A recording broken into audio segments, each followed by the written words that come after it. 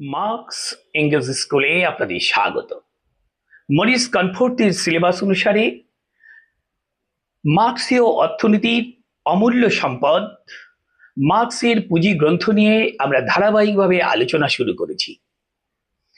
Marx তার সমগ্র জীবনকে একান্তভাবে নিবেদন করেছিলেন পুঁজিবাদী অর্থনীতির অধ্যয়নে।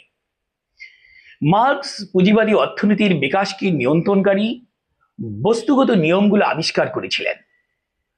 পুঁজি গ্রন্থের প্রথম খণ্ডের প্রথম জার্মান সংস্করণের ভূমিকায় মার্ক্স লিখেছিলেন, এই রচনার চূড়ান্ত লক্ষ্য হল আধুনিক সমাজের গতির অর্থনৈতিক নিয়মকে উদ্ঘাটন করা।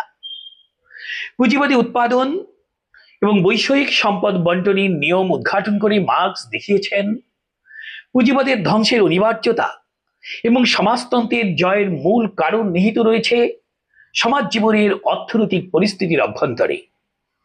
পুঁজিবাদী সমাজের উৎপাদন সম্পর্কের উদ্ভব, বিকাশ ও অন্তর্নিহিত দ্বন্দ্বের ফলে পুঁজিবাদের পতন অনুসন্ধান করাই ছিল মার্ক্সের অর্থনৈতিক তত্ত্বের মূল বিষয়বস্তু। মার্ক্স দেখিয়েছেন পুঁজিবাদী অর্থনীতির মধ্যে এমন সব অসঙ্গতি রয়েছে, এমন সব দ্বন্দ্ব রয়েছে, যা বিকাশের এক পর্যায়ে এই সমাজের পতন ঘটিয়ে নতুন সমাজ প্রতিষ্ঠার প্রয়োজনীয়তা সৃষ্টি করে। মার্ক্সের এই অর্থনৈতিক তত্ত্ব ছাড়া, পুঁজি গ্রন্থ ছাড়া পুঁজিবাদকে বুঝতে পারা, বিপ্লব ও সমাজতন্ত্র নির্মাণের জন্য সংগ্রাম গড়ে তোলা সম্ভব নয়। মার্ক্সের অর্থনৈতিক তত্ত্ব আমাদের জানতে হবে এবং সেটি সম্ভব এই পুঁজি গ্রন্থের মধ্য দিয়ে। যদি আমরা পুঁজি গ্রন্থ ভালোভাবে বুঝতে না পারি, তাহলে পুঁজিবাদী সমাজের অনিবার্য পতনের কারণ, তার বৈজ্ঞানিক ব্যাখ্যা আমরা বুঝতে পারবো না।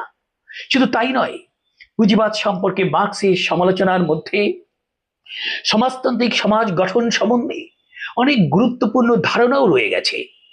তাই মার্ক্সের পুঁজিগ্রন্থ ছাড়া বিপ্লবীর বিষয়গত সত্য ও সমাজতন্ত্রের অর্থনীতি বিকাশের বস্তুগত নিয়ম সম্পর্কে আমরা কোনো জ্ঞান অর্জন করতে পারবো না।